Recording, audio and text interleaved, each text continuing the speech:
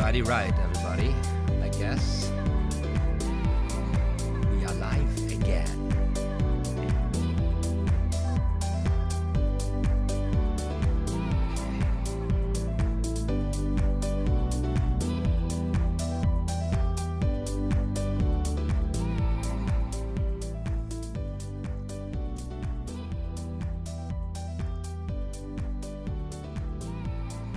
So, 30 seconds in.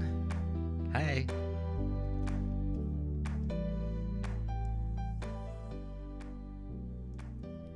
Hey there, everybody. My name is OTHMARIUS, and welcome to yet another live stream here on my channel. And we are back to what this live stream format is all about, and that is practicing cards, so card magic, card tricks, sleight of hand, or magic, or whatever it is you're working at right now, together, right?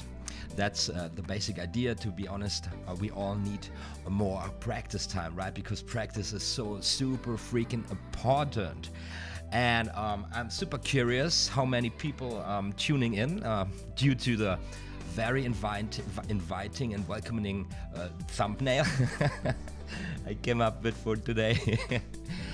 But hey, in case you're tuning in just because you wanted to see what's going on there with this behind this thumbnail, today we are practicing cards and card magic together here in this live stream, and talking that at least is the idea, talking about practice in general. So how do we best practice? Are there different types of practice? How much time do we spend on practicing? What types of practice are there?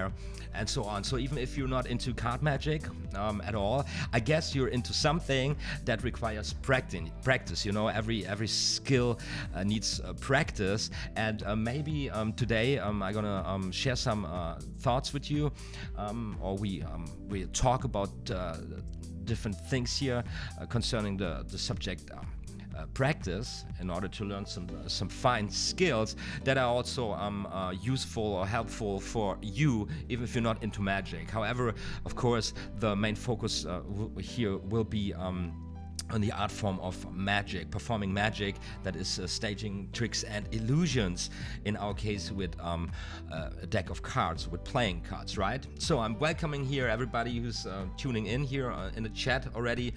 Joseph, Shana, Hano. Hey there, everybody. Trinity says hi, thanks for checking out my channel out. Yeah, Trinity, I'm gonna talk about this maybe a little bit. I really enjoyed what you're doing there. Colin Grosskamp says hello, not hello, says hey. Colin, nice that you're tuning in. Guys, let me hit you with the trailer, and then we're getting started right away. Right, here we go. A trailer coming at you right now. OTHMARIUS Magic. Like and subscribe. So first of all, let's begin with something very basic. When it comes to learning skills, you know, learning skills is a mindset, okay? And this is something you might not be consciousness about, but you are actually training a lot of cells, you know, a lot of brain cells and muscles and muscle memory and everything, and this mindset, this consciousness about what you're doing is something very important. So from my experience, learning something is not only learning the specific skill, but also, you know, getting into learning and developing practice routines. Some might be more effective for you than for others, and so on. And it's a super complex team, and I bet there is a lot of literature about this out there. Again, I'm always saying this at the beginning of these live streams, of these practice sessions. Do not take what I'm saying as the final word or something.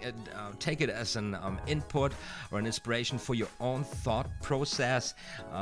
As far as I'm concerned, and that's also why I love doing these interactive streams with you guys, and also being on the platform on YouTube. Everybody kind of has his or her own take on things, and we all can learn from each other, you know, each one teach one. So I'm super excited. If you guys share in the comments when you have some thoughts about what I'm saying, or if you want to share how much you practice, or if you have some practice routines or some tips, just throw it out there, because the people are watching this, and it's really we all benefit from this then, right? So to get started, let's go here for a nice background I came up with today. We're gonna be at the beach. So the thing is, I'm right now not in a good mindset, actually. I'm kind of psyched and nervous. I had a super busy day, and before I got started here, I tried to give myself a little treat. I took a shower, ate something, and then I started preparing the live stream here, and things didn't work so well. You know, it kept crashing, and the stuff wouldn't, you know, go down the way I wanted it to be and stuff. So this stressed me out. So the first thing, or I'm sharing this with you guys, is because when you practice, or when you perform, or when you do your thing, and this is true for everything, you know, if you have a test in school, or an appointment which is important, or a job interview, this is where you usually realize something's going on with my psyche, with my whole impacting my whole body. You know, am I be shaking hands, or you can focus really, or you're just stressed out in something, and this awareness, this kind of negative experience about yourself. We all know this, and I just want to throw it up, put this out for you to memorize or to remember this, because everybody has been in a situation like that. And it's saying this kind of an awareness level you want to reach when you practice, actually. Not always, but to a certain degree, and sometimes for sure. You know. And when it comes to magic, there are a lot of dimensions. Practice dimensions, I would say. This stuff goes so much deeper than I expected it, at least when I got started with magic. You know, usually for the longest time, and also for always and again, we are practicing pretty basic skills. You know, the card handling techniques, and at least. On this level, I would make a distinction. I would separate two different mindsets, and the first would be the one where you are focusing on what you're doing, where you try to figure out what is actually going on, what do you need to do, what are the defined motions, where do the fingers have to be, how do the cards feel, and so on. And this is a practice phase where you are completely focused on what you're doing. There's actually, and you should not be interrupted, or you should not do something else besides like watching a movie or watching a YouTube stream or a broadcast or something.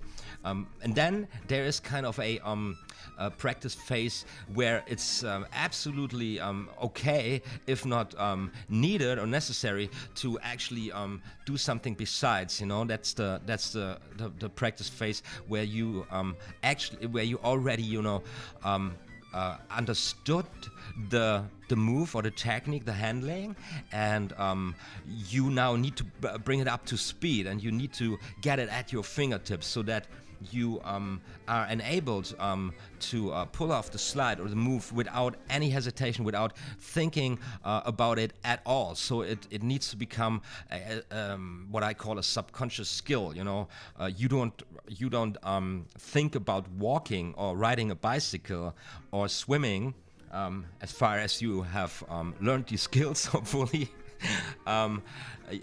Until a mistake happens, or an accident, until you fall, or you confuse a motion that is so used to the thing you're doing, you know, running, and then you, I don't know, fall down the stairs, and you're like, what happened, you know? Okay, so this two phases on the first level of practicing are very important to distinguish from one another, and I believe that learning a skill, any skill, does not need being cards or whatever. Anything that, you know, requires practice and focus and repetition. This is something that you know, keeps you awake, keeps you fresh in the head, and is actually something very beautiful and helps to focus in life. And it's really important to learn how to focus in life in order to achieve whatever goals you have, guys. Okay, so let me drop here into another perspective of the hand. So I got my deck of cards here, guys, and I'd like to know what is it that you are practicing right now? Are you more into practicing certain techniques, card handling techniques, or are you practicing some tricks, some routines, or are you practicing actually performing magic for people? What's up? Where are you at? Learning should be about encouraging happy accidents and having awareness that they have happened, writes Robert Kinsey. Yes, little happy accidents, isn't it? The great Bob Ross who came up with this one. Yes, absolutely, absolutely. It's a very nice way to put it, because this is what you do. You know, when you start learning a skill. For example, here I'm practicing now for quite a while the table riffle shuffle, and I'm pretty down with the way I wanted to have it. And of course, at the beginning, it's very difficult, and it doesn't really work, you know, especially on a flat surface. Cards used to go into directions, and these are mistakes. This is what you don't want to have, and then you go with it, and you go through these times of happy little accidents, right? And trying to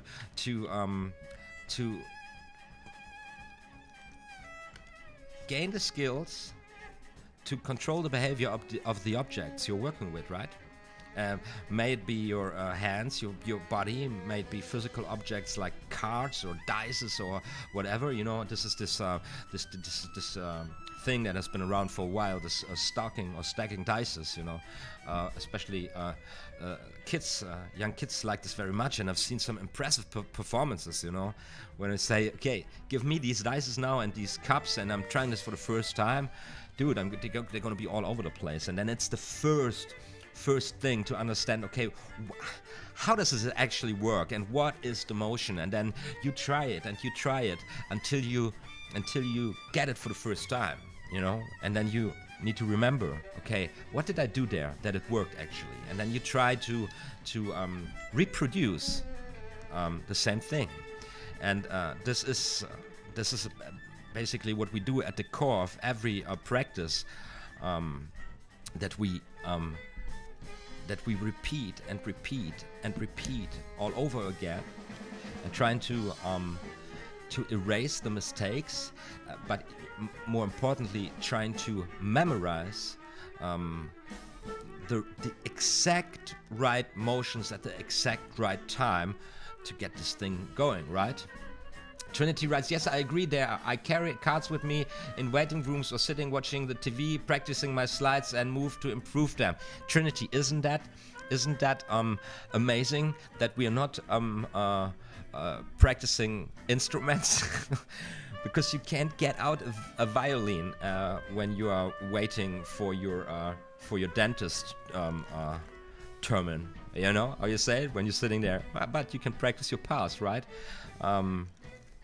Some people might look a little bit, but hey, you know, no worries. And it's funny if you practice things in public. It's a very nice way to also get into practicing performing, actually, because people, are you doing card tricks? This is because I practice a lot, guys. I practice really a lot, and And just today, a man said to me, "Oh, you are doing card tricks."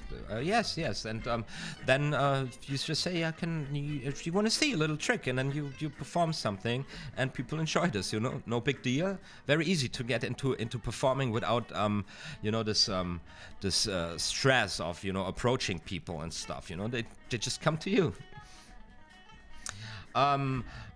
Mariam Garcia, hey, greetings from Bilbao, Patrick.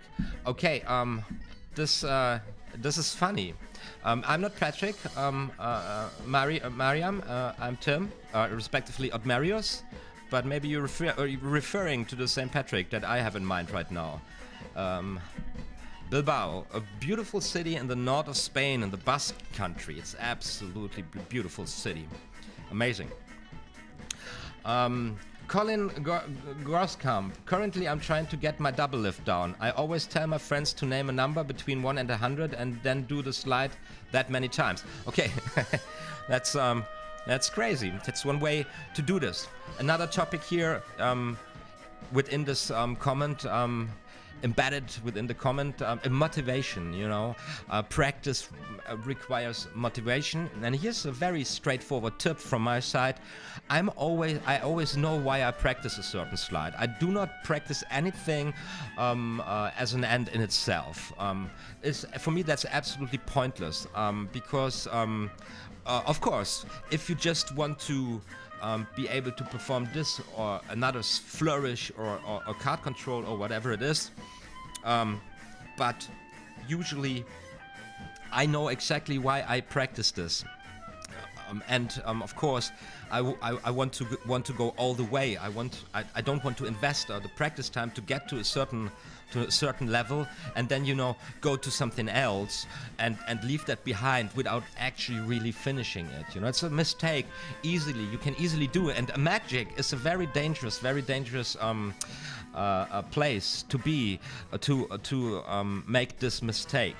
Right? Because there is this, trick addiction. You've ever been there? You've been buying one trick after another. You've been practicing one thing after another, and it's always like the next thing is gonna be my breakthrough. And you're just actually not moving from the position you are.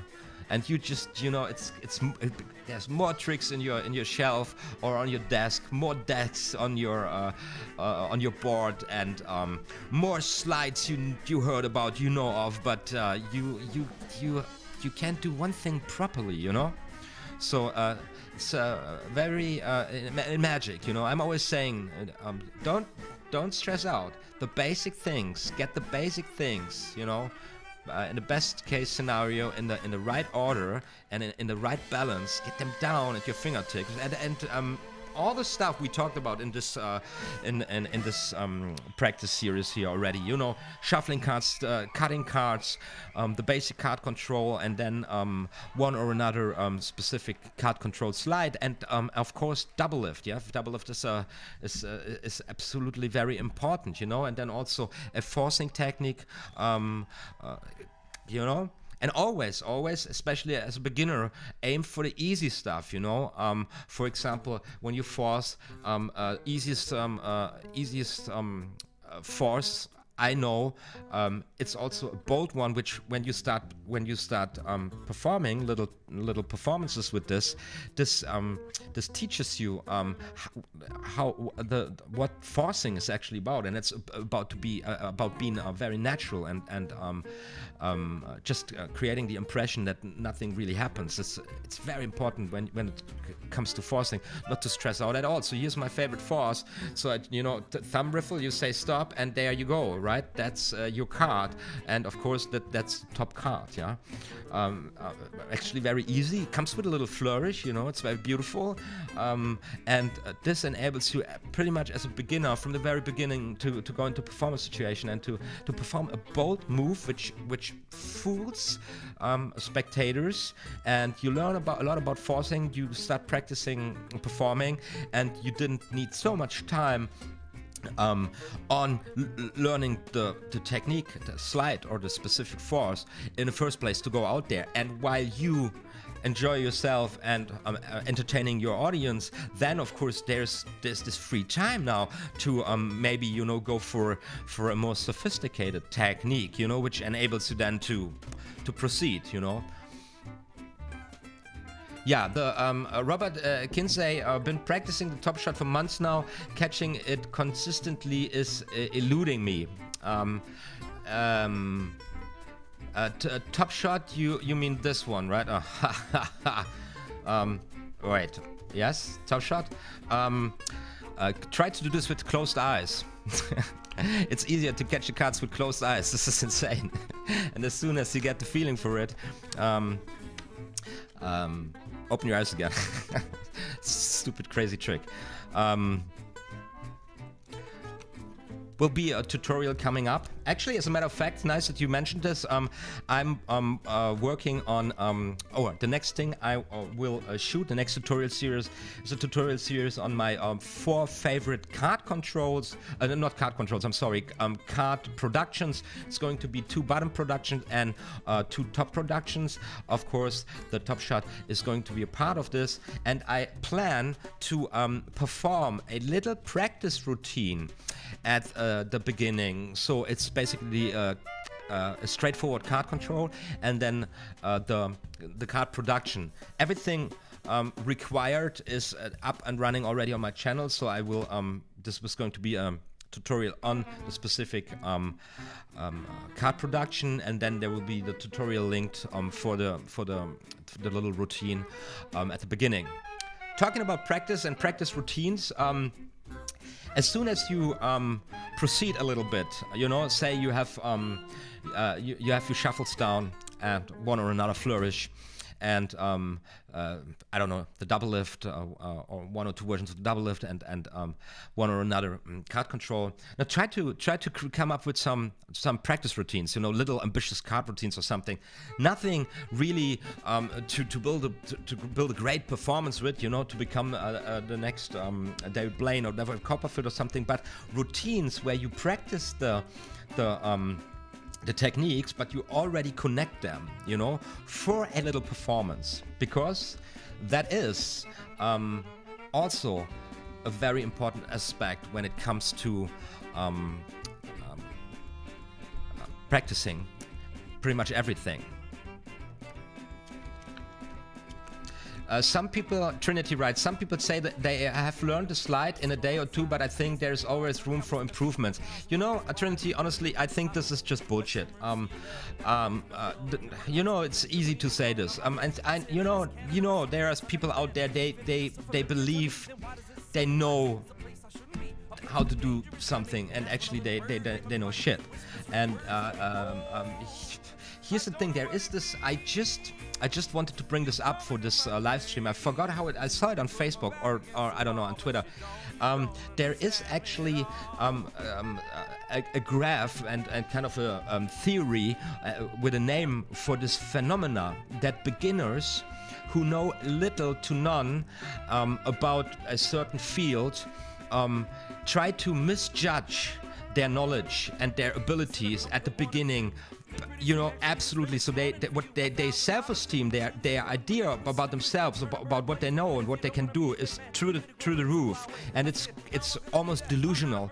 And the more you proceed in learning about the field, about the topic, or about the art, you become more humble, because you realize actually how little you know, and how many more things there are to learn and to understand. So the self-esteem, although you're progressing, goes down up to a point where you are very, very excited about every new honest and really helpful insight and tip. So here we have the people that know little to none, you know, thinking about themselves to be pros in the field, and then you have people in the middle field actually being very humble and really shy and feeling intimidated and or maybe even scared. And there is also a time of frustration with everything you do, where you think, I will never get there, you know, because you now understand how you then are all of a sudden able to understand what a great performer David Blaine actually is, you know, and the skills that are required to perform sleight of hand-based card magic or classic card magic on television or on live television on that level, for example, you know. And then you have these YouTube videos where you have some kids going, the latest performance of David Blaine revealed blah blah blah, and then they make a tutorial, and yes, they reveal the trick secret, but it's written in the Royal Road to Card Magic, Hugard and Brouet write it very clearly there. Knowing how a trick, the secret of a trick does not mean knowing how it's done, you know. And yeah, that's just how it is, you know. And everything, every mastery, every outstanding performance and presentation, that you don't do this in days or weeks or so. This is years of devotion to a certain topic and subject, you know. That's just how it is, and there's no way around it, you know. Otherwise, you know, there wouldn't be such a gap between, let's say, lovers and enthusiasts of the art form who are decent performers and professionals, and trust me, I've never met anybody who's outstanding in this field who is not practicing for years, basically 16 hours a day, you know. These people, they practice even when they sleep. These people are completely, I would say, soaked up. They are full of what they do. You know, there's no way around it. So don't worry about people who say I've learned this in 2 days. You know, these are just idiots. Trinity, do you feel something? Do you feel something when you are practicing in public that people are things he wants us to ask him to show us a trick? I just say I'm practicing and then probably show them one when I'm ready. Well, that depends. I mean, of course, you wouldn't want to do something that that you're just practicing right now, you know, and you don't something that you got at your hands, and you have stuff on your hands, you know. Just get it out, you know.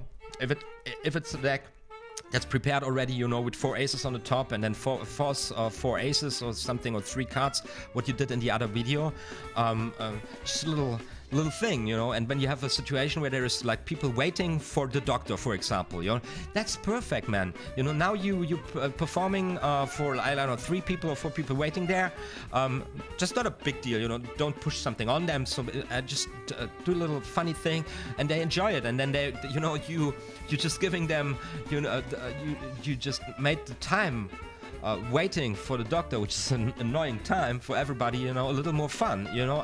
That's great, you know. It's a win-win, you know. Use opportunities like these. Why not, you know?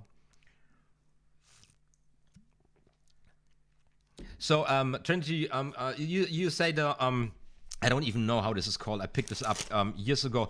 Yes, here that's why I said this force is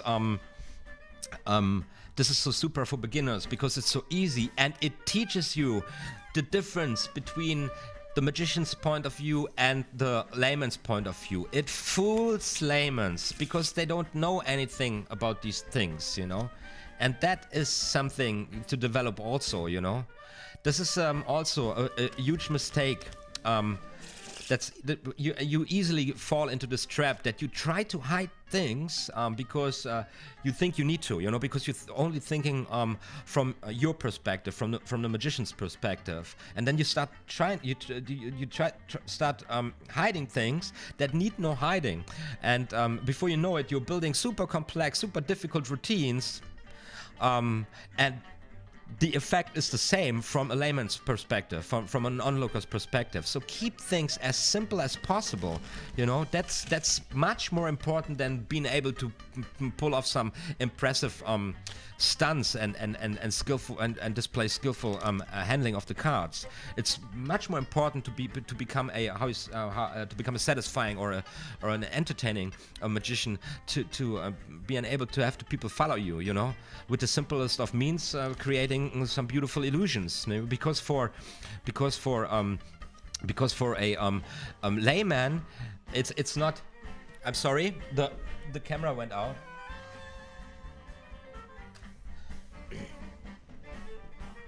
Because an ambitious card, you know, the ambitious card effect. So you show a layman any card. We got the 6 of diamonds, right?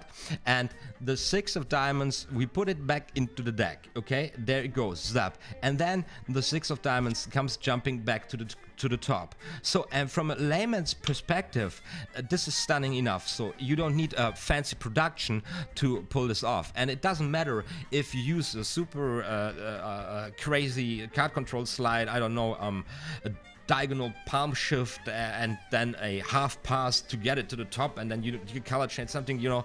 For layman, this is the same effect. So and to get a feeling for how people react and how the overall performance situation, the live performance situations. And Trinity, you notice, I like your performance, I love your performances, how you do this. You have a very nice laid back and slow pace. The routines are easy to follow, and yet you're performing for a camera, right? And you know, this is a challenge itself. So you practice the right angles and then you check it out so that it looks good and stuff. But with real people, it's something different, you know. And also this you need to practice. And I'm telling you, I'm doing, of course, when I'm doing performances here are for YouTube, if I shoot them performances, I practice for the camera angle, of course, and I try to get the slide as smooth and groovy as possible, because a camera, you know, doesn't react to misdirection and stuff. But usually if I have shot a performance or a specific slide, whatever, I got this down for real life situations, you know, perfect. You know? And that is also a way of practicing. And today we are, as magicians, we are very privileged to many generations before us, because we all, or most of us, are equipped with some sort of camera equipment, you know, to record what we are doing actually, and then we can improve basically with using this technology, you know. And magicians before that they needed to work together, or just to go out and test it out, you know, and work. We crashed. I knew this was going to happen. I hope I didn't lose too many of you guys. Here's the thing. I got a comment to the last live stream, and the guy is saying, why are you not looking into the camera all the time? You know, this is confusing. You know, the mistake every beginner vlogger makes. The thing is, the camera is here, and my monitor is right here. You can see it. This is where my monitor is. So this is where I read your comments, and also there is the symbol in OBS which tells me how much kilobytes per second go out as a data stream, and if that shows red, I know I'm gone. And YouTube also telling me the statistics right now that the stream quality is bad, so I hope you don't experience too much of a downer here. But it's in Berlin right now. It's a Sunday night at 9. I have pretty good internet for German standards here in the house, but I'm wireless, you know, so and I can't connect it with a cable. So I'm sorry guys if I'm crashing here once in a while.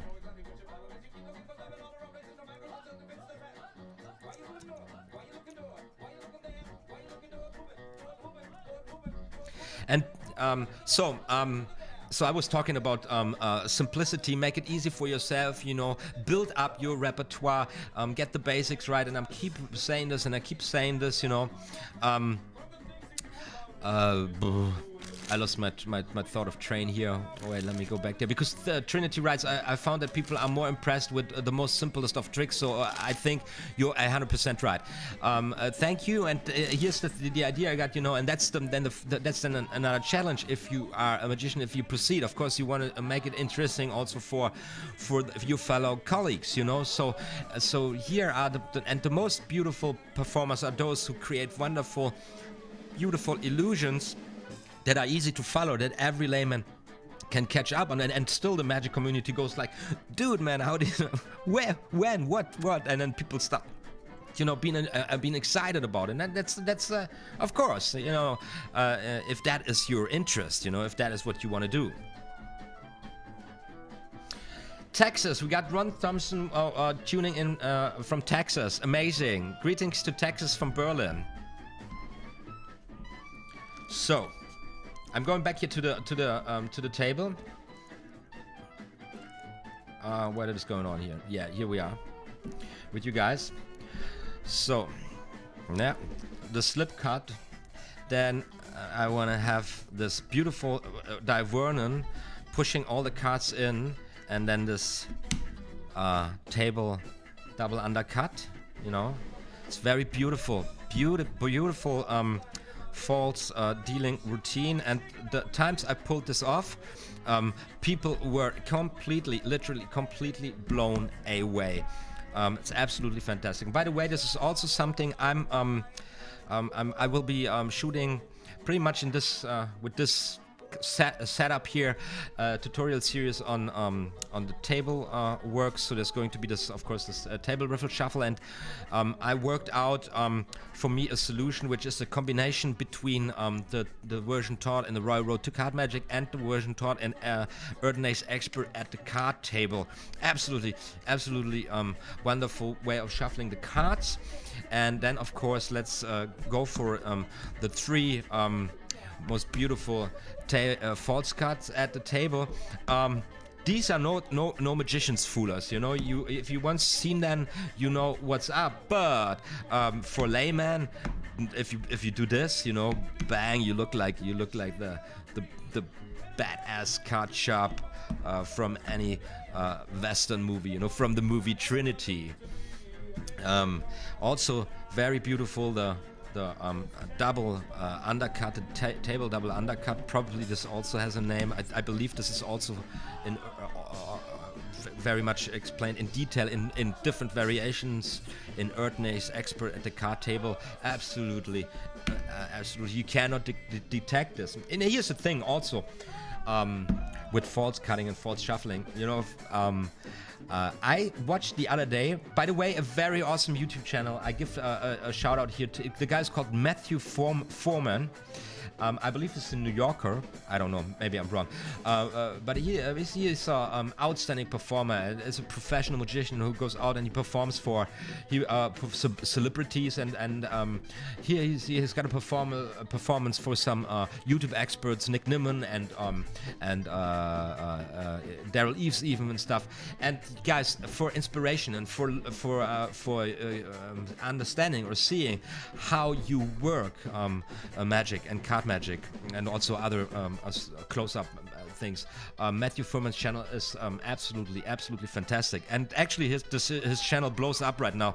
I don't know, he grew from a couple of hundred subscribers to 50,000 in, I don't know, a year or something, and and I'm still under 5,000 subs. Can you believe this? But it doesn't matter. It's not the numbers. It's what we got. You know, you and me, what we got. I love Card Trick That Fool to Dini by Di Vernon. Isn't that an ambitious card? Yeah, with the push over double left. Of course, Colin Grosskamp writes, instead of a camera, you could also use a mirror to practice. I find that really helps with angle-sensitive moves. Yes, this is absolutely true. But of course, when you want to judge your overall performance, including the angles, you know, there's nothing better than a camera. So because you just ignore it, you just put a puppet next to the camera, then you perform for the puppet, and then you can place the camera in different angles, and you always keep performing for the puppet, and then you can really see what you're doing and how's your groove, how's the timing, how's your body language, and so on. That's absolutely crazy. And also, because we're talking about practice, and you see, guys, this is completely me jazzing around here. There's no order, no didactics going on, just going with the flow. When you practice something like cards, very easily you get into a body motion where you really crumbled in and everything's tensed, and you just with these little things in your hand, and you have just this one direction of your body, you need to practice standing up things. And trust me, it feels very differently if you've been practicing all the time your moves, kind of sitting, your pass maybe, or whatever it is, sitting in front of the television, or your computer, in a couch or something, and you do your things and stuff, and all of a sudden you get up and you try to do this, and it feels so differently. So you really got to practice the things, the slides and the techniques and the routines in different body positions, standing, sitting, hanging out of the ceiling, whatever. This is I realized this when I've been practicing this beautiful one-handed shuffle here, which is also a false one, using this a lot. So I've used this practicing sitting all the time, and then you can't do this, you can do this watching Netflix, and then you're out there at your bar and you want to do this, and you do this for the first time head high, because this is another thing. Of course you want to work head high most of the time, because people should recognize your face, because that's your brand, you are the magician, otherwise they can't remember, and then they will think it was Chris Ramsey. All right, so and then you're standing there, and then you do this for the first time in this position, and you're like, and everything goes down, and people are like, what have you been doing the last 2 years? I thought you was doing tutorials. Are you another YouTube kid teaching stuff doesn't know anything about? So yeah, this top shot is a really nice thing. And I once saw this, people always have to bring things to extremes, like 4 top shots in a row, super fast, 4 aces, pap, pap, pap, pap. Oh God, I don't know if I want to practice, if I need to do this, because usually one nice top shot does the job, And the routine I have in mind, of course, is Leonard Green's Samurai. Absolutely, if you don't know it, it is absolutely awesome. Very short one, very naughty one that's going to leave your onlookers with the impression that you are just a devil with cards.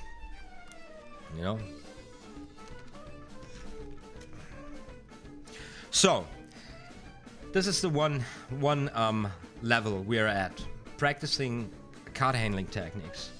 2 phases, 2 main concepts. First, the one where you figure out how you do a chali, where does the finger go, how does it feel in balancing the cards, and oh no, the cards fall down, and you go until you finally understood how this move actually works. And then there comes the spread, and when you do this in this phase, you focus on what you do, you think about it, this is what you do now, for days, for hours.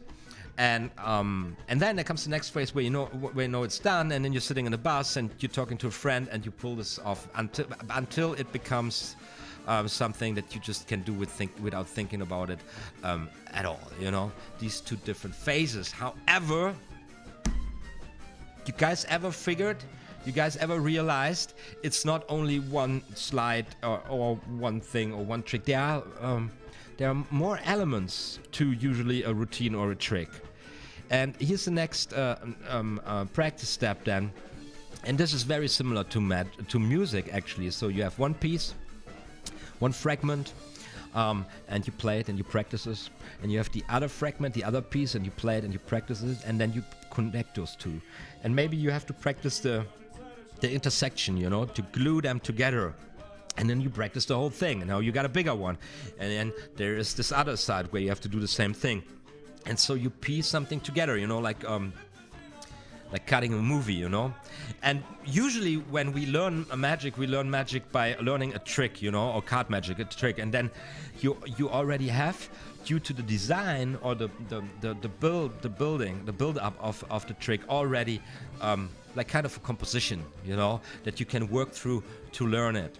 And here's the thing, the more you do this, the more basic techniques you learn, all of a sudden you realize that you have different options to actually create the same effect. So you read a magic book, and then the trick is explained, and then it's supposed to be done like this and then like that, and you go while you're reading, no, I'm definitely gonna do it different. I definitely would use this handling because it's more my style, or I prefer it more. Or you go like, well, it's interesting. Let's do it the way it's explained here, because it seems to be classic. Let's give it a try. Let's see what I can learn from do it the way it is written in the book. You know, so this is then a kind of a never-ending story. And here's the difference. Between the classic musician who only knows how to play from the paper, you know, from the notes, only, you know, because these are people that are playing incredible music, but they need the sheets there. And then there are the freestylers, the jazz musicians, you know, and it's going like, okay, let's give me an A minor, give me an F, something H39. And let's do it. Let's jam, and then they improvise over it. And in magic, there's both. You have both possibilities in a way, and to be honest, kind of, it's always a mix. It's always a blend, you know, because you will never really perform the composition, the trick in the book, because you are in a situation where you interact with people, you know, and they will always throw things in there. So learn the trick, learn the routine, and then learn or practice how to deal with them goddamn people, with your audience.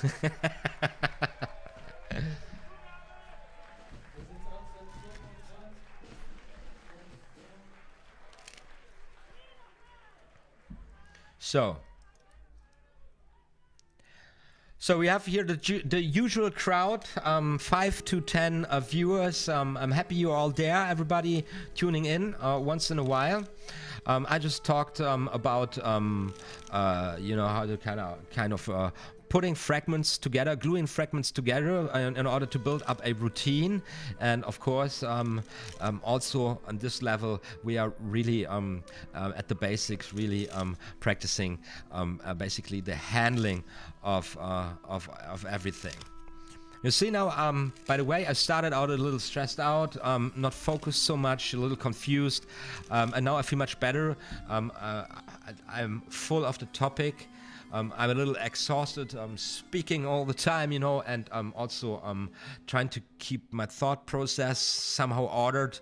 But overall, all these irritations, they're not so strong anymore. Very nice. For me, cards is something very relaxing. It's almost like a meditation. I'm really happy I've found this art form in my life.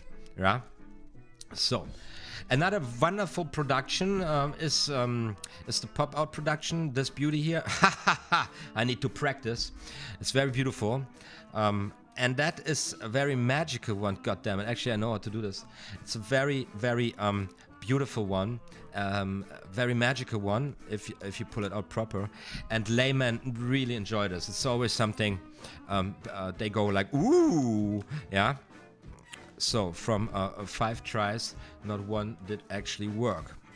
That's interesting. But that's practice, you know. That's also practice. Also a little tip, always try to go down as much as possible with the cards, because the feel of the deck dramatically shifts or changes as the cards gets fewer when you do something like this, for example. Yeah, that was better. This is such a beautiful production, and this is also really fun to practice. Yeah, it's also something you do not waste your time with, because it is just so beautiful. Trust me.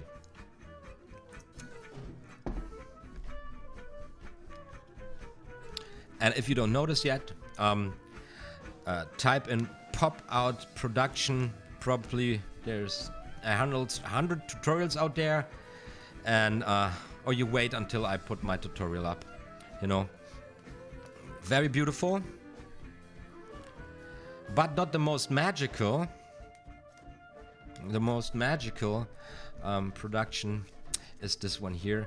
Let's see if I can get the angle here. I need a very down angle with this, maybe from this position. It's like pulling the card out with an invisible thread. Looks something like this. There comes the card. Very beautiful, you know. Can also very easily create illusion if you hold it in the right angle, that the card comes out of the center of the pack. And there you go, you know, very, very, very beautiful. Love this very much. I believe it's also featured in the Royal Road to Card Magic. It's one of those things. This is as simple as it gets, basically, and it's super magical. It's so magical. It's it's old school, classic. You know, have them sign the card, do a little false shuffling routine, have the card lost in the deck, do a little false shuffling, false cutting routine, get the card to the bottom, and then get it out like that with the invisible lasso, you know. And people are really, you're gonna put a big smile on their faces. People are like, oh man, that was beautiful, thank you, really. On this version, yeah, well, this is basically what you're doing. Basically, you're pushing the bottom card with your index finger. You're pushing the bottom card with your index finger. You got to peel the bottom card with your index finger, and then you push it out. And if you keep it pushing out, it naturally, you know, it comes out like this, and it naturally swings around. That's all there is to it. And then you have to give it, depending on the viewpoint of your spectators, a little angle, so that it's not so obvious that you know, doing something here with your finger looks like this from the back. So you get the card out there, and then you simply push it out. See that? Bang, and it comes out like this. Yeah, and the magic works by, so you have the card lost in the deck. Well, let me see if I can make this one work here. No, yeah, you have the card lost in the deck.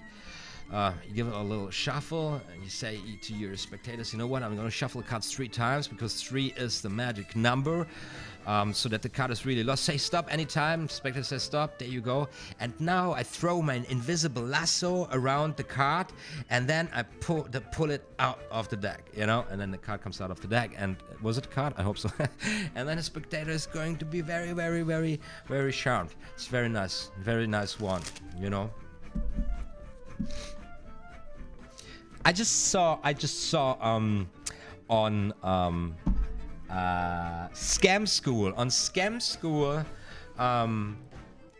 there would a guy do this oldie but goldie, where you would go like, so again, you have a spectator's card, whatever it is, it doesn't really matter. It's now all about the production. It's also something that's really easy to learn. And then you take 2 cards, and because the spectators have been chosen. And then you do this motion, and then one card gets sandwiched, and of course that is the spectator's card. And to get it more visual, you can do it with these cards face up, so you will have this and situation, or you can with a reverse at the bottom, you can get into this end situation, you know. Super simple, super powerful. Really this has blows people away completely. Blows laymen completely away. They're standing. I've seen people standing in front of me like this. So funny. And the crazy thing about it is, in this tutorial, or in this reveal on Scam School of this, the performer does it from the top.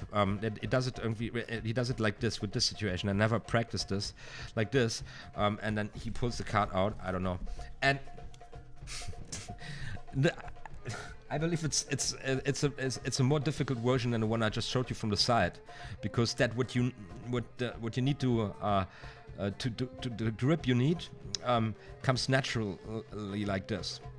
It's one of these golden tips. It's also there in the Royal Road to Card Magic. Try to make your life as easy as possible, you know, because a layman will not notice any difference if you're doing a more difficult technique or a easier technique.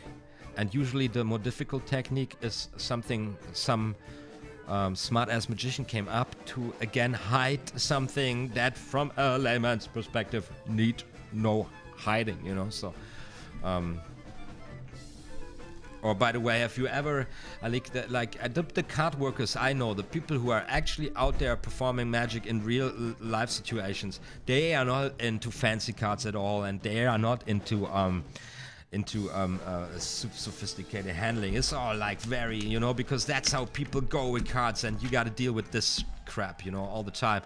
And Leonard Green made this literally quite famous, so that they say it's Leonard Green style. But for example, beautiful product. It's called Card Under Glass by Doc Ethan.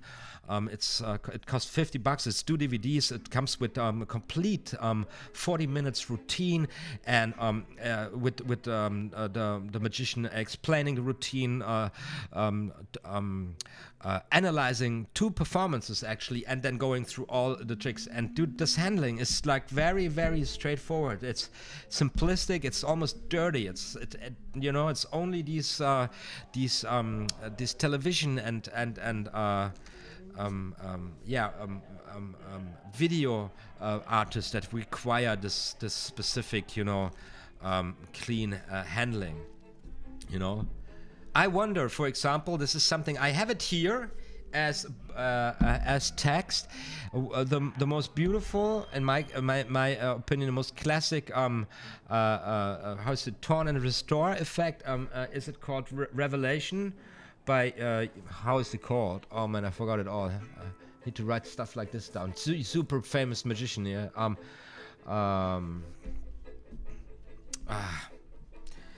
And this is like a very super clean handling, and then of course you have a card and it's folded and stuff, and the handling is super clean. But when you see the performance, it's upfront performance to the camera, and you have 2 chicks standing to the left and to right, and a crowd sitting around the table. Dude, man, I am wondering. I'm wondering about the spectrum, about the angle sensitivity of this thing. Probably this is an angle like this, from and only from there it works. Yeah, I bet. But yeah, so for television, absolutely no problem. As soon as you don't have a crowd with smartphones in your back, you know. I wonder, David Blaine's Street Magic, that came out before the mobile revolution, before everybody had a mobile with a 4K camera, right? Because I guess. It would have been much harder to shoot his stuff on the streets with a crowd shooting from the back or from an unpleasant angle, you know. Are you guys having a great time? Everybody, I need to go back to the beach here again. The music, is the music good in the background? I hope not too loud. But don't get me wrong, you know. Of course you have to have your handling down. It's like it's a similarity to music again. You know this Stairway to Heaven. Everybody plays Stairway to Heaven on the guitar. The first notes. It's like happens very often. If you are not confident and if you don't blow them away, there's going to be that one guy in the group said, I know a card trick too, and he takes a card trick, he puts it behind the back, and then he does some shit, and then he does some counting 100 cards down on the table. And I've been through very, very depressing moments where the guy who took the cards from me then actually performed better than I did as a complete layman, and it's not that he knew more about magic, but his performance was better. He had a better story, funny, and this is where I learned, dude, it's really important. What they say in the Road to Card Magic, it's really important. Nobody cares if you perform the perfect push, dive push over, double lift or whatever, you know. If you're performing at the bar for real people and you're like a tense guy who's only focused on the cards and is bringing no value to the group, is not interacting with the people, get the fuck out of here. Get a job, you know, get a life. You know, people really really do not think this is funny, because this is, and they're perfectly in their right, you know, because it's their private time, it's their time, and most of the people have stressy lives, have stressy jobs, and if you perform in real environments and you show the guts that you want to entertain them for the time, make it worth their time, you know. So now I'm stressing all the beginners out again. And you got to go through this experience. You got to go through this experience where you just bum, you know. So practice in the bus, and if somebody says, "Do you know a card trick?" And you say, "Yeah," and then you start performing. Those little things. So now let's talk the real deal here. Now I'm going to practice something which I've been practicing for a very long time, and I'm really not satisfied with this yet. It's a package routine. I'm not going to tell you now what it is, but I promise you it's going to be a very nice performance of one of my all-time absolutely favorite card tricks, one of the most beautiful feats in card magic I know of. Something when I saw it, I said, that's what I want to do, and I started this so deeply before I even started the handling. You know, I have this in my desk for 4 years probably now, and I was always going, I'm gonna go back to you, baby, and I actually came up with a reloaded routine, so I reconstructed it and put some more effects in it within the logic of the whole routine, and I completely ruined it. And by the time I will tell you this, because the beautiful thing about this routine, and I'm gonna turn the camera off again here, and I'm going into a little practice here with this thing here. Let's talk to the hand. So we got 4 cards. This is the thing I've been practicing like crazy. 4 cards, that's the bottom card. Bottom card goes to the table, and then we have 3 more cards. And I'm super not loose here. I gotta get loose. Showing the same card, counting the 4 cards, showing all the same card, right? It's Queen of Hearts, and then we got the color changes. 1, and this one, and maybe this one, right? That is the thing. It's, what is it? What was it? 45 seconds now?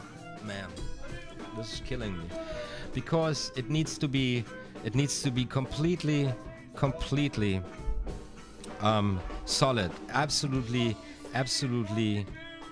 controlled, but with a very light touch.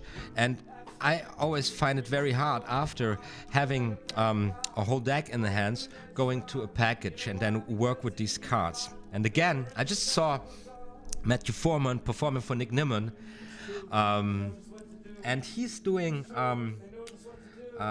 he's putting, I don't know, two red 2s onto the table, and keeping two black 2s in his hands. Then the 2 black 2s in his hands change into the 2 red 2s in his hands. Before you know it, he puts 4 cards onto the table, the 4 2s, and the other 2 cards, 4 more, the 2 red 2s are the spectators' cards or something. And the people there, like, they can't even follow. And what I love about this routine that he performs there is that it's actually something that's easily to be tracked, you know, because yeah, you got 2 cards in your hands, and they change color, and then you present 4 cards at the table. Guess what's been going down there in the hands? How many cards did you hold in the hands? You know, that's how you think as a magician, but not laymen. Laymen are like, wait a second, these 2s were black, now they're red. The red ones used to be on it. Now there's 4 2s on the table. What's there? Oh, my card is in the deck. You know, that's what's happening in the mind of a layman. And if you overkill them like this, they're not going to. They just, one guy is just screaming in this video, "Devil, he's a devil." Very funny reaction, you know. So what I'm doing here, I'm not practicing, talking bullshit. Very, very inspirational. So 1 card goes to the table, and then we show the queens that I put out of the deck. Yeah, so we got 4 cards being 4 queens, right? Or not so right. 4 queens. And then, dude, I hate this so much. The duck change. You don't need to do the duck change here, but I want to do it. You can, of course, do out this color change. Very beautiful color change. So, next one. This is also very cool. Absolutely fantastic. And then this one. And I never tried this with the camera like this. Okay, then you see it. Okay. Gotta work on this.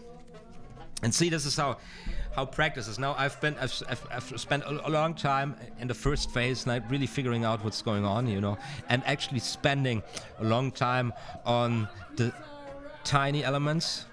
This very actually short package routine takes. Then I piece them together, and then I practice very focused the whole thing, and then I try. And this is now the stage where I'm now at. Now this is for me quality time. I'm having a live stream for my YouTube channel. I'm connecting with you guys, my beloved subscribers. Currently 8 of you viewing, and at the same time I'm practicing something absolutely insane, because when I've got this at my fingertips and I can perform the whole performance, I can be very proud of myself, because this is something not everybody will be able to do on the level I will be able to do it, you know. And this is also something, don't fool yourselves. You will not be able to learn everything, okay? Everything, that's not possible. Everything's just too difficult, okay? And too much. Or you are now a very young kid, you know. So I've started magic probably 12 years ago or something, and that was perfectly clear for me. I have to make very defined choices, you know, and this is what I want to do. What's my way to come there, you know?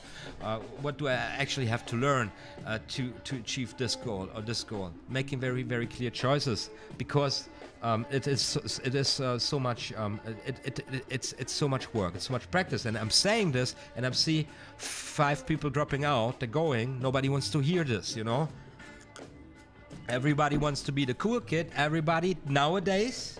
Now I'm getting into a rant about the new generation, or the new people of the world. Everybody wants just to get shit with a click, you know. Click, and then Amazon brings you something, but that's just not how it works, you know. And this is why there are only so few performances out there in the world of YouTube. Really good performances on magic. There's 1,000 tutorials, and check this out. Take a close look at how the big magic YouTube channels. How many do actually perform? Really, performance where you go, that is cool. Not so much, because it's not so easy, right? Because it requires a complete different skill set, you know. Yeah, you can be a mechanic. You can be your handling can be super. You can be pulling off the perfect Emsley count. But can you use it? Can you do something with it? You know, perform it. You know, it's much more steps on the way, and that finally looked like something I wanted it to look like here for the first time. By the way, guys, I proceeded, or I am where I am in the like 12 years of me doing magic, or being devoted to magic, or passionate about magic. I came to where I am yet relatively fast, I would say, because I did many things before that. I have practiced a lot of practice experience, and I practiced and studied a lot of different things. I used to be I'm a magician. I used to be a blues rock guitar player. I played in a lot of bands, and also with my brother. My brother is still is a professional magician, which I never decided to be.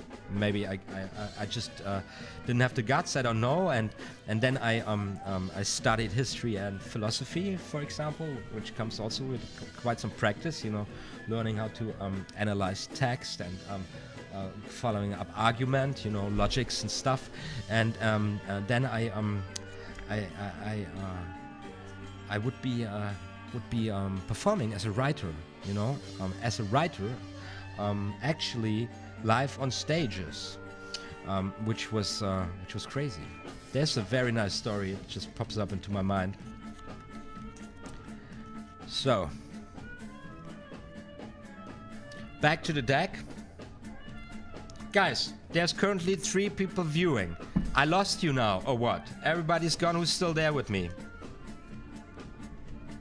And what are you practicing?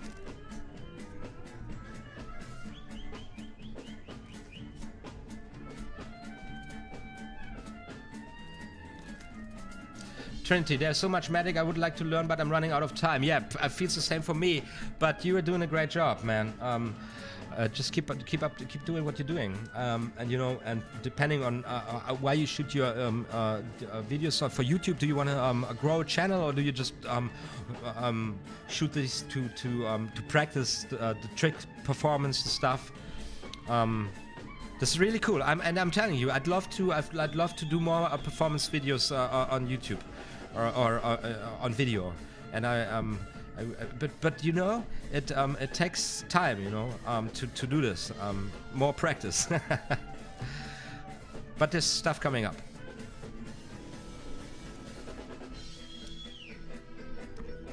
So, what time is it?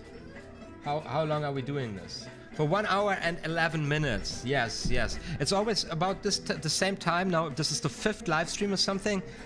For everybody who wants to see the other ones, there's the info cards there. There is it in. There's also a poll, just some stupid questions to answer, right? But pretty much about the same time. I feel like I'm getting exhausted. You know, it's 1 hour and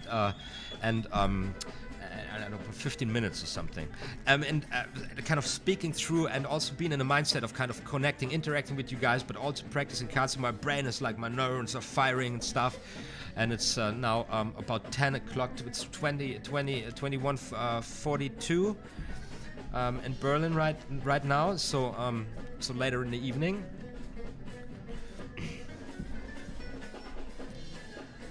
And this is also kind of a practice, you know. I practice my how do you say, it's my meine Ausdauer, my, what's that in English? Ausdauer.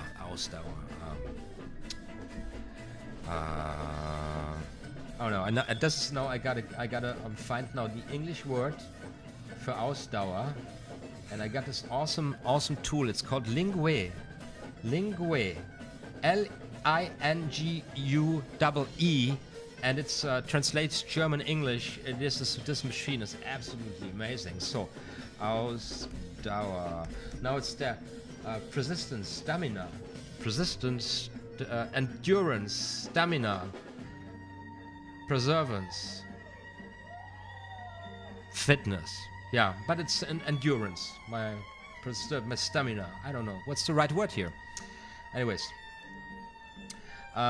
practicing this, you know.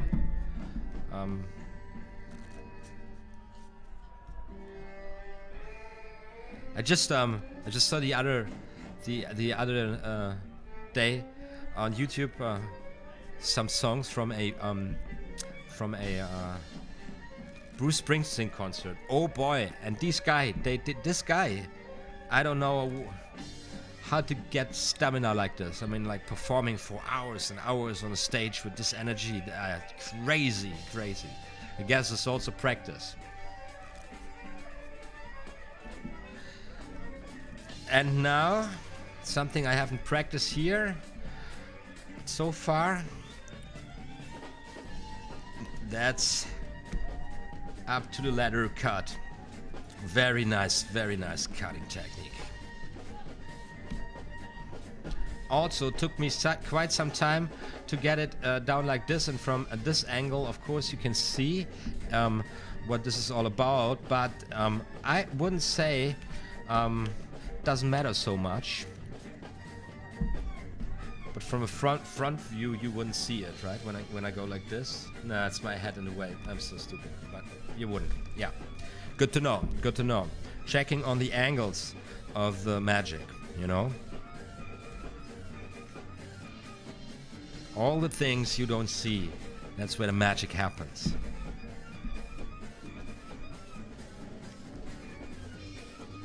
There's some magic I would like to do to practice and build confidence. Yeah, but you know, as long as you enjoy what you're doing,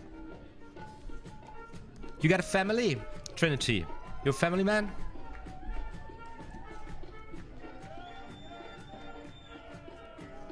So. Anybody wants to hear a funky story before we go about my time as a writer, performer on a poetry slam? Okay, here's the thing. What I did for almost 6 years, every first Wednesday a month, in a very beautiful little pub with a stage in the back, we would do a live performance, writing live. Writer writes would be the English translation. So what we would do when the audience came in, we were already sitting on stage writing. I was writing on a laptop, and my colleague would write actually on an actual typewriter, and we put a mic to the typewriter so that you could hear the sound of the typewriter of the writer who wrote at that night. And then we would collect terms, words from the audience, live audience, and I don't know, up to 10 terms, maybe 5. What came up, you know, a little first sad, a little interactive action with the audience, reading one or another short story, and then collecting the terms. And then we would sit on stage and we would write at least one short story within 30 minutes or 30 minutes to 45 minutes. We would write a short story with the terms of the audience. It turned out to be a very funky show concept, because people were really stunned about what we delivered as writers with short stories, with their terms, and people were really kind of excited about, you know, seeing what we came up with using these words. And we had a peak with the show. Kind of the word got out, and then we had a couple of, I don't know, 1 or 2 years where we were playing a crowd, like 30 people a night every first Wednesday, and doing our thing.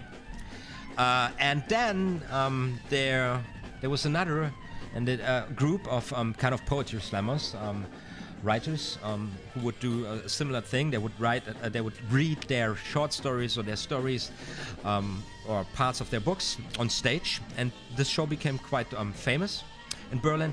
And so, because I was friends with one of them, or 2 or 3 of them, I was invited to the show. and it was really fantastic, because I would really perform a badass that night, because I was a chain smoker by that time, and also a heavy drinker, and I would usually drink heavily and smoke like a chimney, writing my stories. But the location where these guys would do their show, it was a non-smoker location, and then I said, you know what? I don't care. I don't come. Okay, if I can't smoke, I don't come. I don't give a shit. So they managed that I could smoke that night. So, and this was a bigger gig for me, at least. It was 150 people, and 100, 120, I don't know. Let's say it was 300, 500 people, and and the show started, and it was on stage. There was no curtains or something, so people were sitting there on the couch, and I had a little table, my computer, and also a printer. And then I was introduced, and then the guy said, yes, we all are not allowed to smoke here. However, Stanislav Mirovenkovic, that's my alter ego as a writer, he said he wouldn't come and show his magic, show his skills, if it's not allowed to smoke. So he's now officially allowed to smoke, and that was the moment where on stage I was the only guy in the room. I lit up a cigarette, and it was like the people, that was boss level. That was like, fuck you. And then I killed, I don't know, a quarter bottle of Tennessee whiskey, and I would write during the whole first set, with terms of the audience, a short story. And I didn't know what the other guys were writing because I had headphones on and I was listening to AC/DC. You know, it was a very nice setting because imagine this. You know, you're going to a show where people read short stories, and then there's this guy in the front, and he's having headphones on, listening to AC/DC, drinking whiskey, smoking like a chimney, and writing. You know, with the challenge to read the story after the first round, after the first set, which was about 45 minutes. So 4 people read their stories, and then it was my turn. So I took my headphones off. The text just came out of the printer, and then I went to the mic and I read my story. And the one guy of the gang, afterwards he came to me and said to me, "You know what? Fuck you. We all hated you so much because yeah, you were like drunk with your cigarettes, and you went to the microphone with this attitude, and you read the best story ever, the best story read at that night, you know." Best story of fucking night. It was painful. And I guess it was only practice, you know, because I just practiced this. And for laymen, or for people who do not know, who do not write, who are not into writing, this was amazing, you know. And that's what we do as magicians, you know. We try to amaze people in a certain way, and we put a lot of effort into practice before, otherwise you can't do it, you know. There's a little funny story out of my experience I wanted to share with you guys. So I was doing magic back in the days before I didn't even know it was magic, you know. Just a different kind of magic. There's many ways to roam, you know. So that was a little story here, practicing this cutting techniques for me. Have you been practicing all along the ride here? And then there's also always this this moment when your hands start getting tired, you know. But I don't know. I'm not. I don't feel like really stopping it right now, right? Because I'm having a great time.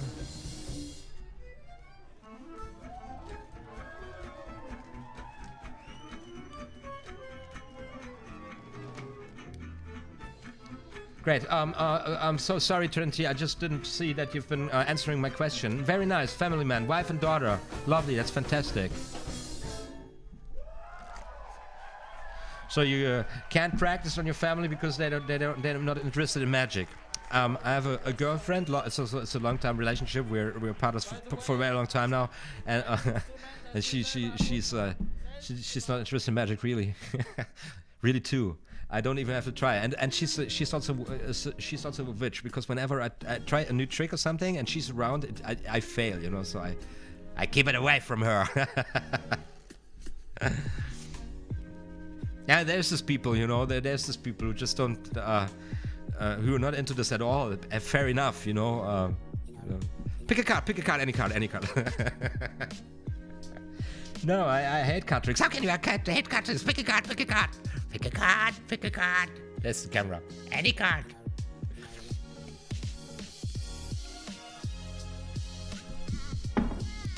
So, and this is also very nice production.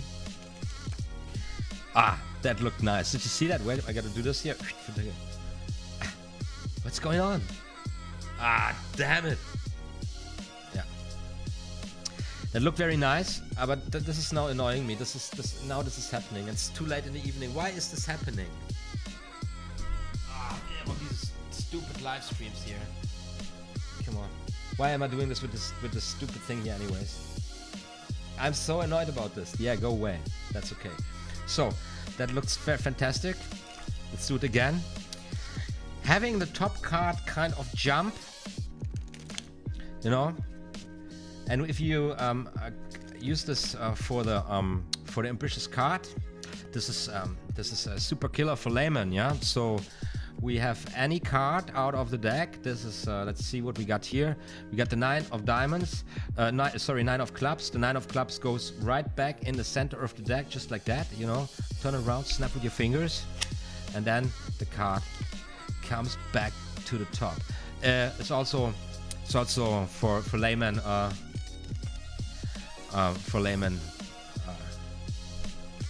Also very, very funny. And this is the routine, the practice routine I spoke about earlier. So we have the pass in the center of it. We have the dribble, and we have this this card production. So basically, it's catching also a pinky break practicing here. So I dribble the cards, I catch the break, I pass, I dribble, and then I have the card jump to the top. Of course, you need to show the card if you want to perform this. So we have the card. Now I hope it works.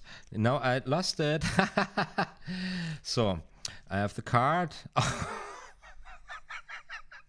That was not a force. That was absolutely accidentally. So, and then now the ace of clubs should come jumping to the top. Yeah. So this is my little practice routine for this one video. I'm gonna shoot from a different angle, but where the dribble pass is really blending away. So that I believe it's got to come from the other side. But anyways, the dribble pass, and I got a tutorial up and running on my channel, ladies and gentlemen, on that specific card control. Absolutely favorite for the layman's eyes, pretty much from every angle. If you perform it smoothly and with a little notch of misdirection, completely blends into the motion of dribbling the cards. Just very, very easy. So the practice routine I talked about, I practiced more things. I practiced the dribble, and of course I can add here a dribble force also, and a dribble top force. So I forced the 5 of diamonds now. Now I catch the in jog, I pass, I do top production. So we repeat this motion now, and this is now really practice. Just repeat the motion. I don't even have to show the card here. I do it again. That's the force. So that's the pass, and I lost the card. 9. I didn't lose the card. Now I didn't lose the card, and that is the production. So now I practice. I have a practice routine. I practice several things. I put them together. I piece them together. I practice them. I have something I can perform actually, but more importantly, I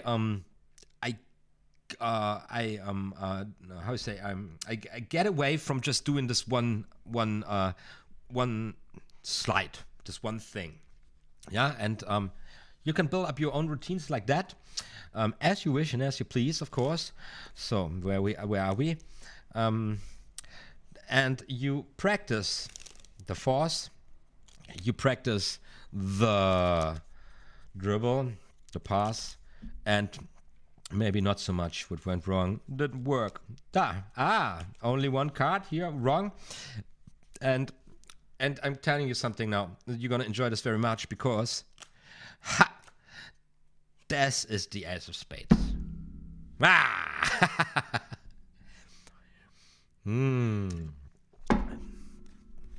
Getting the ace of spades out. So we don't even have music here in the background anymore, guys. I will put the music on we started with, and I just keep practicing a little bit here. And of course, you are free to practice with me, to stay with me, tune with me, or take it back to your lives, to the normal things you do, you know. I hope you had a great time here. Enjoyed this watch. My name is OTHMARIUS, and this is just what I do. OTHMARIUS Magic. Like and subscribe. Alright, Trinity. Thank you so much for tuning in. Keep up what you're doing. Greetings to your wife and daughter, unknown, you know, doing a great job. All the best for you, mate.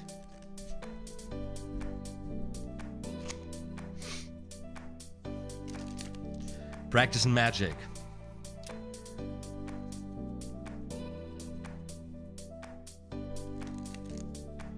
And we only crashed one time here, I believe so, I hope so at least.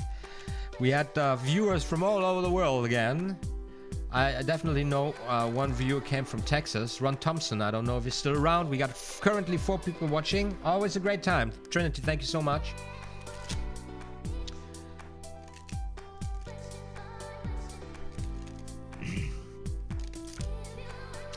Now, I didn't probably say, you know, when I turn this all off here, I'm going to be, oh man, I wanted to say this and wanted to say that, but you know what? It's not a problem because we're going to do this more often, you know, in the future, yeah? I'm getting ready now next week I will finish editing a super cool video coming up. This is going to be a little bit different. I'm going to give 3 deck reviews. I'm going to review this beautiful bicycle Cupid bag. I'm going to review the Lotus bag, and I'm going to review the Hoyle poker-sized deck. All in one row, very fast and quickly. I crack those open, and you will get a chance to win one of these 3 decks in this video. That's going to be the next upload, so you better subscribe and hit notification bell. Okay, Ron Thompson, awesome. That's Rick. Back after I crashed. Okay, yeah, we all crash once in a while. That happens. I'm just saying. Just said there is going to be the next upload where I'm reviewing quickly 3 decks. The Lotus bag, the Cupid bag, and the Hoyle, and this video features a chance for everybody to win one of these decks. Anyone who wants to participate on the content. So it's another deck giveaway coming up just after the one that's been done last week, and also I'm doing a a teleportation card, no, not card, a teleportation trick where I teleport myself from one side to the other side of a pool, which is the most dangerous thing I ever did. And yeah, also I'm gonna tell a story about a cat I met, an actual cat, which is was a totally nutcase. And then I'm doing a magic portion, a very lovely long drink. So that was the last day shooting this series of tutorials that just went down on my channel. The false overhand shuffle, a false overhand shuffle technique, a false Hindu shuffle technique, the cringiest move in card magic, and the one-handed pharaoh shuffle. These 4 tutorials I shot at my holidays at a wonderful location on a beautiful volcano island, and this is going to be the last video. And then I'm going back to shooting my videos here in my space, and there's going to be a tutorial series on the my favorite top productions, all with a little ambitious routine or a revelation routine, card reveal routine at the beginning, featuring a tiny practice routine, just like the one I've been practicing here all the time, and then it's time to finally, for the first time on my channel, to get seated at the card table, you know, to learn the very basics here, a proper proper table riffle shuffle, focusing on the needs of magicians especially, you know, because you can pull this off in many different ways. And then I'm going to look at 3 beautiful cutting techniques, this beauty here, then the table double undercut, and the up to the ladder coming up, and then I want to cover another flourish, of course, the table ribbon spread, and of course also we're gonna take a look at dealing cards properly, because I've watched some tutorials here or some on dealing, and it's a shame. It's a shame, you know, because there is if you want to deal as a magician, if you want to prepare yourself for the badass false dealing techniques that are out there, you need to learn how to properly deal cards in the first place. And there are so many wrong techniques out there. It's annoying, you know. For everybody watching, you do not take the cards with thumb and index finger. That is very, very bad. If you get used to this, you will never go and perform something really awesome at the table, you know. It's the second finger, and the index goes here up to give a little cover here. So that is this. And then also the positioning of the second thumb, there's different ways of pushing the cards over. I'm just using one specific. Also there's a lot of detail in here, and later on when it comes to second dealing, bottom dealing, and whatever else is there. If you don't have that, if you don't learn that from scratch right, you're gonna have a super hard time, you know. Yeah, but it took me so long because I did not know how to shoot it actually here at the table. Now I've got it all set up, and I wanna shoot my tutorials a little more leger in the future, and also I'm trying to save time because it's so time consuming, you know, to shoot videos like these tutorials, to actually record with OBS. I'm giving it a try. I hope the quality is going to be alright then. So I probably have to watch some tutorials and also give that a little practice, so that I actually can record into the computer, right there into the computer immediately, you know, without, you know, having it on a card, on a memory chip, and then have to take the memory chip and then walk to the computer, put it in the computer, and then, you know, it's so much time. Time is such a precious resource, don't you think, guys? And so there's 4 people watching currently. I just kind of, you know, mentally break down. So this is kind of over here, but of course I'm still talking something. I'm still shuffling and practicing because I'm just into this. I will now deal some cards. This is also what I am practicing for so long now, and it's still not satisfying results showing. What time is it at your place, and what are you doing? Are you just listening? Are you watching? Are you practicing yourself cards, or what time is it? Or is it? What does the number 4 current views actually mean? Any comments? I'd love to know. I've never watched this. I've never done this from this angle. I've never watched this, what I'm doing right now. It's very interesting. Maybe I shouldn't do this live. But anyways, who's watching to the end this video? Except for the 4 current viewers. I guess nobody. But that's okay, you know.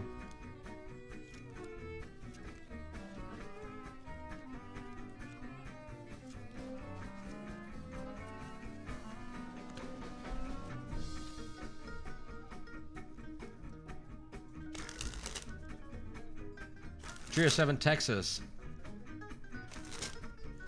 That's in the afternoon, right? You mean Maryland. Guys, you're watching from the States. That's amazing. It's awesome.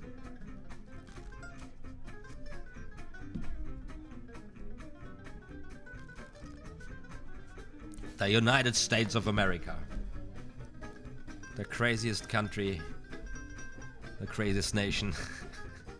We have operating present time.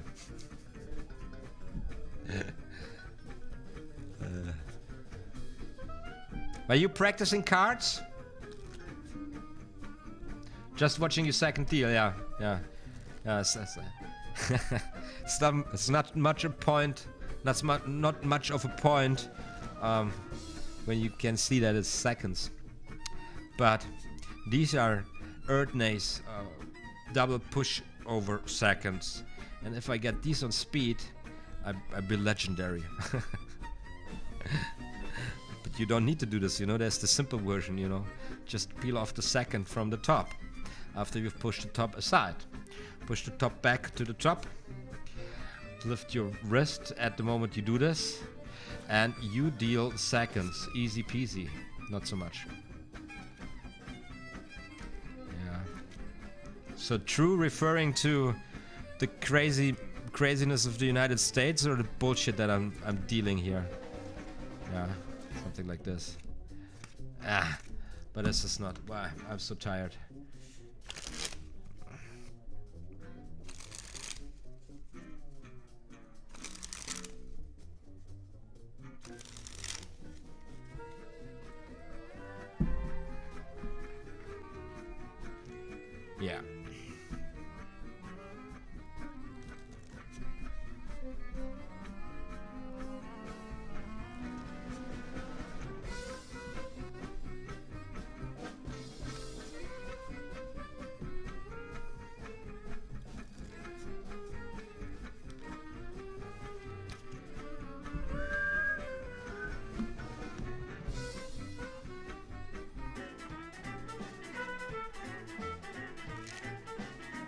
So as a matter of fact, I crashed again, and I would say we leave it up to here. For 4 folks watching right now, thank you so very much staying here until the end. I had a great time. I practiced a lot now. Actually, I feel like I'm just getting started, but I had a long day, so I just keep it there. I hope you had a great time, and I hope everything worked out for you. I don't know if you can hear me now, if you can see this now, if you read this now. It says now bad streaming quality. There's no really kilobytes per second going out. The views are dropping down. This is it for tonight. You're welcome. You're welcome to the stream, guys. Subscribe, hit notification bell, and we do this around next time. I don't know when yet, but probably in about 1 or 2 weeks. Next video coming up next week, and then all the other goodies I talked about. You're very welcome. I really enjoy doing this. I hope this was helpful for you guys, advisable. I hope you practice a little bit, and now have a wonderful rest of the day and a beautiful evening in the United States, yeah, where you are probably watching from right now. My name is OTHMARIUS. I'm broadcasting from Berlin, Germany. It's 10:15 in the evening. For me, it's time to grab another beer and call it a day, you know. Thank you all so much for watching. You're just awesome. Take care now, and be sure, more magical stuff is going to be uploaded very soon. No. Again, the same shit. I want to play the intro now, once again. Be sure now, more magical stuff is going to be uploaded very soon. I'm such an idiot. OTHMARIUS Magic.